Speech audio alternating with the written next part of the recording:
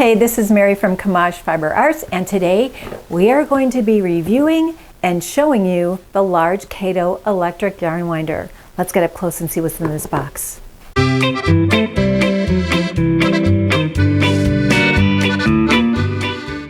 This one I'm really excited for because I don't know what the cake looks like. So I'm always excited to see what the cake looks like with any sort of electric yarn winder. This is the big one. Remember, we just reviewed the small pink one, but I'm going to do the large blue one today. I love electric tools because they save your shoulders, your hands, your wrists. I'm all about electricity. All right, so here is the little handy book, and it shows you everything that you need to know about this winder in the book. And this is what's inside. Let's take a look. First, we have a power cord. Then we have the winder's body, and we have the winding shaft, which is quite large. If you have maybe a skein of yarn that has a lot of yardage, you might want to use this one. And we have the yarn guide. Oh, they even give you a power block, which is really nice. And then of course you get some screws and a screwdriver. All right, so let's see how to put this on.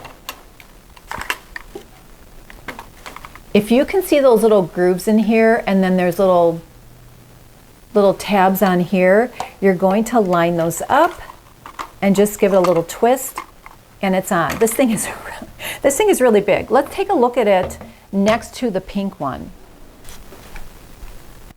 Here's the pink one.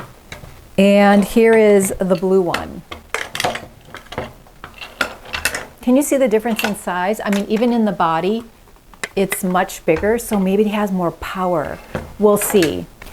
One of the first things I notice about this larger winder is the springs on the yarn guide are a little bit heftier. Probably because it can take heavier yarn. So let's see if I can show you that little groove in there. If I pull this up, can you see this groove in there? Right there. There it is. That's where your yarn is going to go through. Now, on this body, we have the plug. And then right above this little area is a little slot. This little piece will fit right into that. It's a little snug, so you got to give it a push. And right there is where you're going to put the screw, and you're going to tighten that up so it's nice and snug.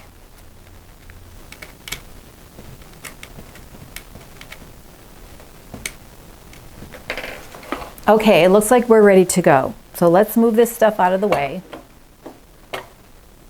Again, it has the little rubber feet.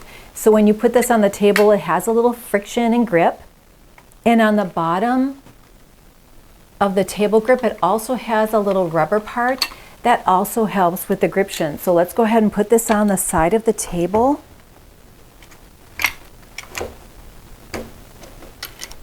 Here's what it looks like gripped to the side of the table. Here is the on-off switch. Let me get the power cord. Let me plug it into the block. And then I will plug in the other side to this plug and into the power source. Let's turn it on and let's take a look and see how this turns. That's slow. That's fast. Wow, this thing turns pretty fast. Okay, let me get some yarn set up and let's take a look and see what this cake looks like. This is some yarn that I spun, and it's fairly bulky, so let's see how this handles it.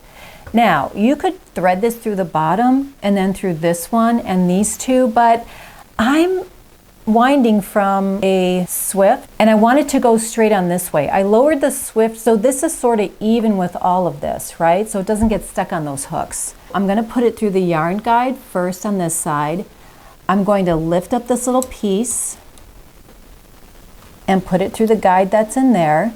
That's what gives it tension, so when it winds onto here, it's not all floppy. And then it goes into this guide. So there we go, it's all ready to go.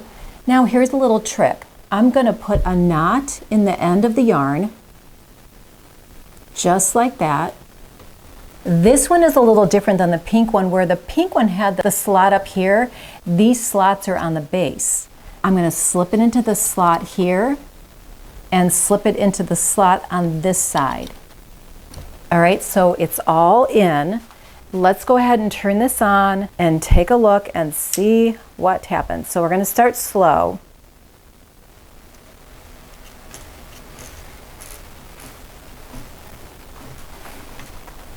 I may need to adjust the yarn on the Swift, like sort of untwist it so it doesn't work so hard. Okay, so let's turn this on.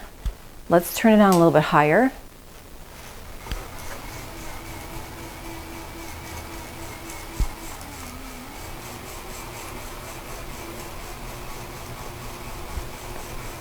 Okay, so that's turning pretty good, winding on. It's not getting caught in the hooks on the Swift. All right, let's just let it wind on and then we'll take a look at the cake when it's done.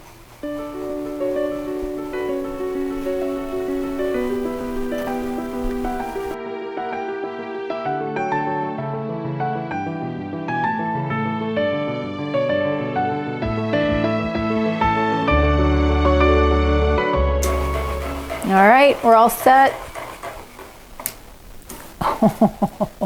That's a big cake, I'll tell you. That's a big cake. There is something so pretty about a cake of yarn. Let's turn it this way so you can see.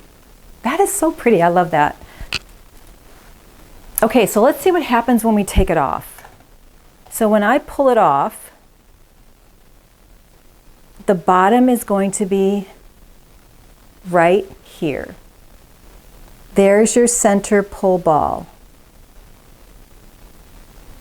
And it just pulls right out. This is, oh my gosh, look at that. Is that beauty to behold or what? That's really pretty. It doesn't collapse on itself. It pulls out very nicely. Wow, I really like this. Gosh, that is so nice. I mean, look at that big cake of yarn. I'm going to give this an A+. I really love this. I love anything electric that saves my shoulders and my hands from overuse over a long period of time, and this definitely helps. You can find a link below for the Caydo electric winder, and I believe there is a coupon code. All right, hey, thanks for watching. Make sure and subscribe and be notified of any new instructional videos. Talk to you soon. Bye.